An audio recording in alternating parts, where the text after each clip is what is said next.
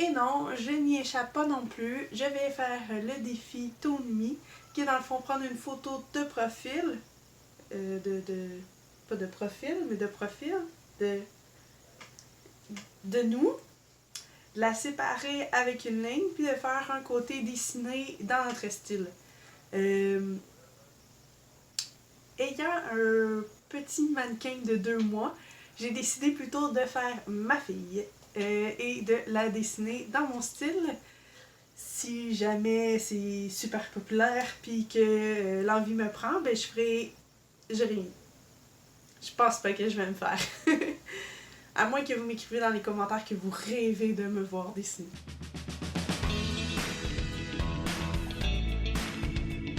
Bienvenue sur Fripp Ardeur, je suis Fripp. Donc aujourd'hui ça va être une vidéo un peu spéciale. Dans le fond, je vais faire ce qu'on appelle un time-lapse. Je vais mettre tout le temps que j'ai fait le dessin sans couper de bout. Fait que vous allez vraiment voir du début à la fin tout ce que j'ai fait. Naturellement, je l'ai vraiment... Naturellement, je l'ai vraiment rapetissé. Ben, je veux dire, je l'ai mis à avance rapide. Donc, au lieu de prendre 4 heures, ça va en prendre 15. Au lieu de prendre 4 heures, ça va prendre 15 minutes. Et je vous promets, dans le fond, que j'enlève rien. En fait, la seule chose que je vais enlever, c'est quand que je me suis levée pour aller faire des responsabilités de maman.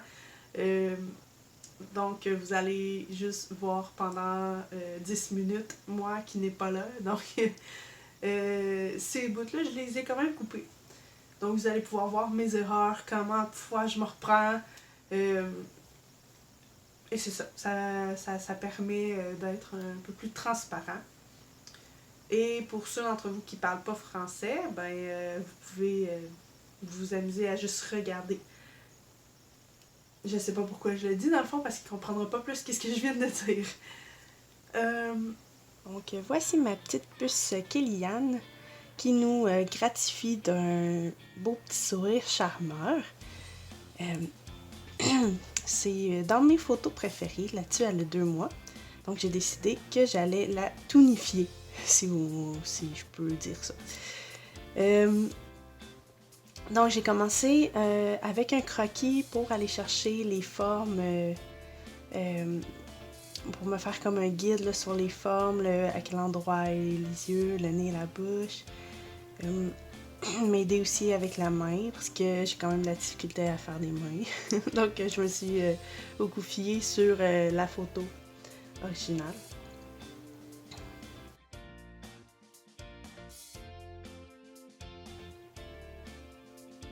Vous allez voir là, justement là, souvent refaire les mains jusqu'à la fin, même avec le line art de terminer à la fin, je vais refaire encore la main pour finir par avoir quelque chose qui est quand même à mon goût.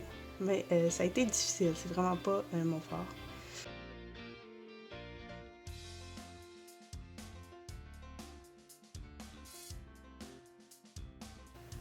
J'étais pas sûre de prendre notre côté gauche, son côté droit à elle. Je trouvais qu'il y avait plus de visage. En fait, c'est surtout pour son petit nez. J'aurais peut-être voulu garder le côté droit pour pouvoir faire son nez. Puis, fait que je l'ai essayé, puis finalement, je préférais vraiment le côté gauche. Donc, après avoir essayé, je suis retournée travailler sur le côté gauche, son côté droit. Vous allez remarquer que je mets vraiment beaucoup plus de cheveux qu'elle en a. En fait, c'est parce qu'il est long, elle a des longs cheveux, mais ils sont pâles, parce que c'est pas très épais comme chevelure. Mais dans mon style, j'ai pas vraiment ça, des cheveux pas très épais. Fait que je me suis gâtée puis j'ai fait une belle chevelure. J'avais pas remarqué, mais en la dessinant, elle a quand même beaucoup de front. J'imagine que c'est une particularité des bébés, mais c'est quand même assez drôle. Il a fallu que je la dessine pour m'en rendre compte.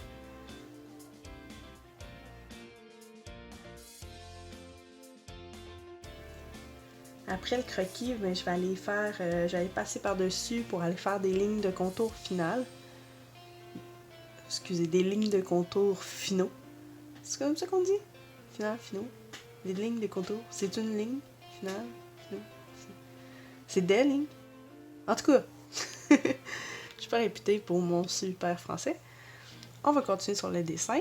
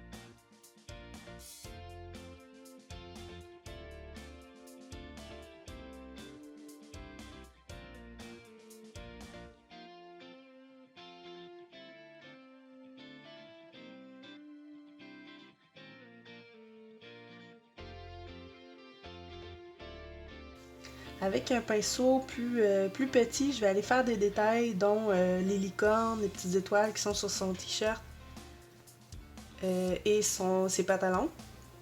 Vous allez remarquer que c'est pas les mêmes licornes.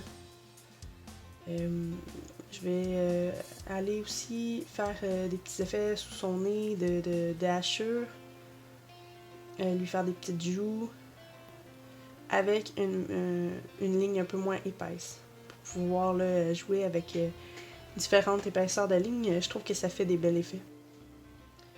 Des beaux effets, excusez. Une fois que j'ai fait 2-3 licornes, je me suis dit, ben, ils sont tous pareils, pourquoi pas les dupliquer? Fait que j'ai pensé à dupliquer les licornes à la fin, fait que finalement je les ai tout refait. Je les avais toutes faites, puis je les ai refait, mais dupliqués, pour qu'ils soient toutes pareils.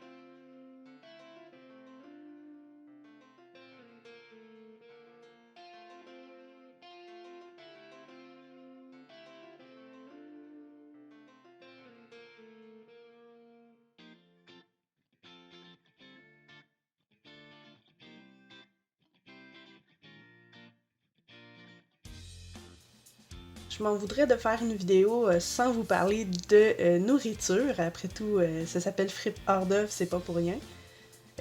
Donc même si c'est un time-lapse puis on verra pas la pause, je vais vous parler de nourriture.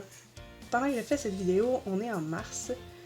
Je sais que je vais la poster un petit peu plus tard, désolée. Mais Jérémy et moi, on a décidé de manger, de faire un mois sans viande. Je vous expliquerai pas pourquoi. Ben en fait, je peux. En fait, c'est juste pour découvrir des nouvelles recettes. Parce que déjà, on aime manger végé, on aime manger de la viande aussi. Mais à toutes les fois que j'arrive avec une recette, à toutes les fois que j'arrive pour me faire manger du tofu, ben j'ai jamais d'idée. Puis il faut que je fouille dans des livres. Fait que je me suis dit, crème, on va faire un mois complet qu'on mange juste ça. Fait que je vais découvrir plein de recettes. Puis après, ben je vais pouvoir les faire là, sur le pif sans avoir à chercher. Bref, c'est pour découvrir des bonnes recettes. Le point étant que ce que je vais vous parler aujourd'hui, c'est une recette, à date, je pense que c'est la préférée de mon chum. C'est de la pizza fait maison et végétarienne. Moi, je suis intolérante au lactose, fait que c'est très rare que je vais manger de la pizza parce que je sais pas pourquoi, mais dans la ville de Québec, ça a l'air qu'il y a aucune place qui ont compris que le fromage sans lactose, c'était facile à trouver et pas si cher que ça. Donc, je suis pas capable de me trouver une pizza sans lactose. D'ailleurs, si vous connaissez des endroits où ils en font, ben dites-moi-le. Puis je vais y aller. Puis je vais les soutenir parce que eux, ils comprennent qu'il y a des gens qui peuvent pas manger du fromage. Ben, du lactose. Bref, petit aparté. Je... Où j'en étais? Oui, c'est ça. Fait que j'ai fait une recette maison. J'ai même pas fait ma propre pâte. J'ai été chercher du pain nam. C'est absolument délicieux. Fait que j'ai pas l'intention de me casser la tête la prochaine fois pour faire une pâte à pizza. Même si c'est quand même assez simple, le pain nam est absolument délicieux. J'ai été faire ma propre sauce à pizza. Pour vrai, je vous le conseille, ça vaut vraiment la peine. Je pense que moi, c'est une Ricardo. Une recette Ricardo. Fait que je vous conseille vraiment de vous faire votre propre sauce. Puis vous en faites une bonne batch, puis vous la congelez, puis vous l'avez pour longtemps. Ensuite, dans le fond, c'était une mexicaine. Donc, haricots noirs, maïs, la petite sauce. J'ai mis du fromage sans lactose cheddar. Et on fait cuire ça au four. Puis quand on le sort, on va rajouter de la coriandre. Ah oui, il y avait des échalotes aussi à l'intérieur. Mais quand on la sort, on rajoute de la coriandre sur le dessus et de l'avocat. Des morceaux d'avocat. Ça fait vraiment, vraiment bon. Pour ceux qui n'aiment pas l'avocat, ce qui peut être intéressant aussi, c'est de la crème sûre ou du yogourt grec plein. Fait que voilà, c'est une de mes recettes VG que j'ai découvert. Je peux enfin manger de la pizza sans souffrir sans souffrir après. Donc on va revenir au dessin. Je m'écarte pas mal, mais je tenais à parler de bouffe un petit peu. Donc on a pu voir, j'ai commencé à faire le coloriage. Je me suis rendu compte qu'il manquait beaucoup de petits dessins. Là, je trouvais ça vide un peu sur son chandail. Donc j'ai rajouté des petites étoiles, des licornes. J'ai été chercher les couleurs. En commençant, j'ai été chercher les couleurs qui sont sur la photo. Puis ensuite, je les ai modifiées pour qu'il y ait un petit peu plus de punch, puis qui fit plus là, avec le reste du dessin. Donc son chandail, j'ai été chercher un peu plus pâle, puis un petit peu plus bleuté que le blanc-gris original.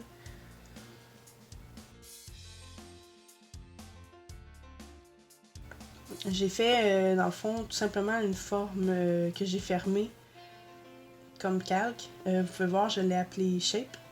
Je barre ce calque-là, puis ensuite, je vais mettre en ancrage toutes les autres calques que je mets par-dessus. Donc ça me permet à avoir facilement, à colorier facilement sans me soucier de déborder des lignes. Ensuite, toutes les calques, je les ai mis dans le même dossier pour pouvoir aller mettre un masque par-dessus puis cacher la partie qui est plus à droite. Dans le fond, cacher la partie que je veux pas voir.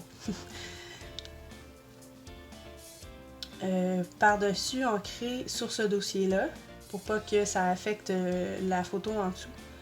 J'ai baissé la lumière et travaillé un peu sur le contraste pour ensuite effacer certaines parties pour pouvoir faire mon ombrage.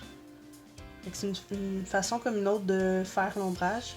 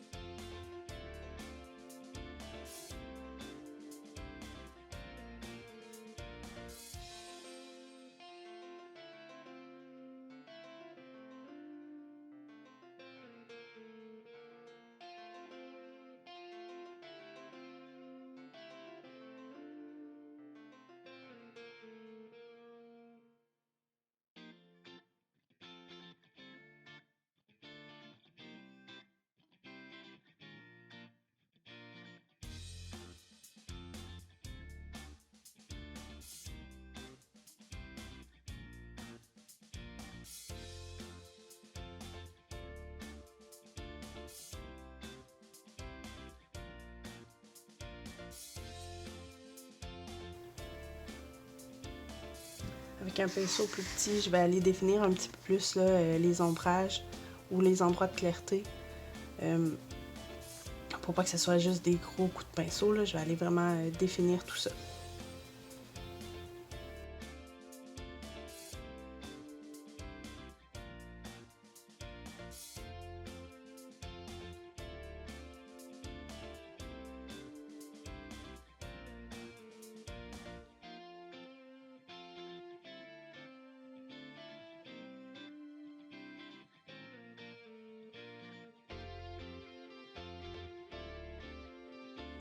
La fameuse main. Mais j'ai fini par réussir à avoir une main qui me convient, sachant très bien que c'est pas mon point fort. J'ai pris la peine de me reprendre plusieurs fois, et je suis quand même contente du résultat. J'avais essayé de mettre un ongle, puis j'aimais vraiment pas ça, ça allait trop dans les détails, puis ça fonctionnait moins bien. Maintenant, après coup, je trouve que ça fonctionne pas super bien sans ongle non plus. Ça fait un peu étrange.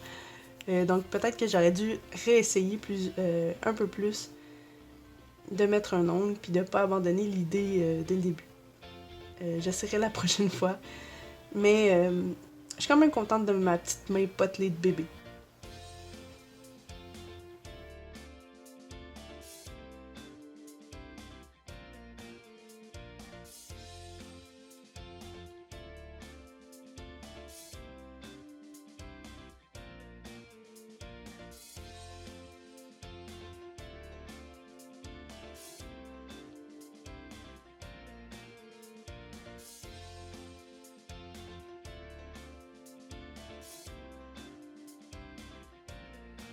J'ai été corriger les petits débordements sur les côtés de la photo qui est en dessous. Parce que elle était un petit peu... Elle dépassait un petit peu, on voyait le bleu de la photo en dessous. Fait que j'ai été comme juste avec un pinceau de la couleur de l'ombre à côté, j'ai passé par-dessus la photo. Maintenant, je vais me mettre à travailler avec des dégradés pour aller faire quelques petits détails, quelques améliorations. Donc, entre autres, j'ai été faire ses petites joues roses, son front aussi. Ce que je vais faire, c'est que je vais ancrer le... En fait, non, je vais choisir une sélection, faire l'effet de dégradé, puis ensuite effacer les endroits où ça en prend pas, comme par exemple dans les cheveux. Ici, j'ai remarqué qu'il me manquait une petite lèvre, donc j'ai été retravailler ça.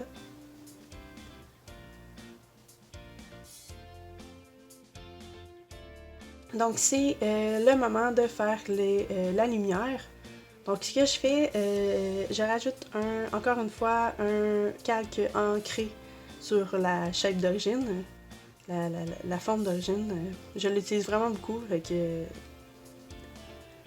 vous pouvez voir que j'utilise vraiment beaucoup le principe d'ancrage.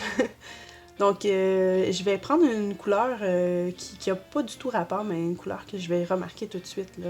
Des fois, souvent, c'est un rose fuchsia ou un turquoise pour m'aider à vraiment bien voir où ce que j'ai mis de la lumière. Je sais pas pourquoi, j'aime ça faire ça comme ça. Ensuite, je vais tout simplement changer le rose en blanc, descendre l'opacité, et je vais changer le mode du calque. Je me souviens plus en quelle couleur. En overlay, ok. En overlay. Puis ensuite, je vais baisser son opacité là, au point où ce que ça me plaise. Donc, je suis retournée faire des dégradés. J'en fais dans les cheveux. Je vais en faire aussi sur sa veste pour...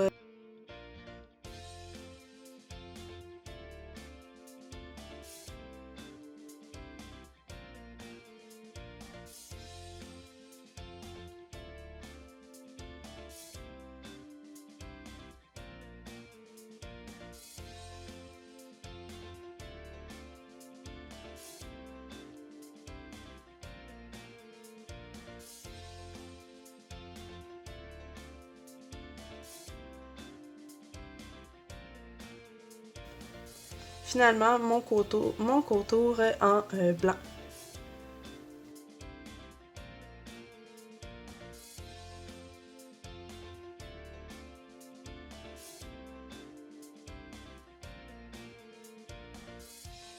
voilà, c'est terminé. J'espère que vous avez apprécié. J'aurai un petit mot à rajouter à la fin. Si vous avez aimé la vidéo aujourd'hui, ben vous pouvez mettre un petit pouce. Vous pouvez vous abonner pour ne rien manquer. D'ailleurs, YouTube a un peu changé sa façon de fonctionner, son algorithme. Donc si vous voulez être sûr si vous êtes sûr qu'on vous annonce quand que je mets une nouvelle vidéo, il faut peser sur la petite cloche qui est là ou là. Je me souviens plus, mais il y a une petite cloche, puis quand on pèse dessus, ben, ça nous notifie quand que l'artiste, le youtubeur, a mis une nouvelle vidéo. Bon, j'avais dit que c'était un petit mot, puis là, je parle vraiment trop, donc je vais vous dire tout de suite bye. Bye!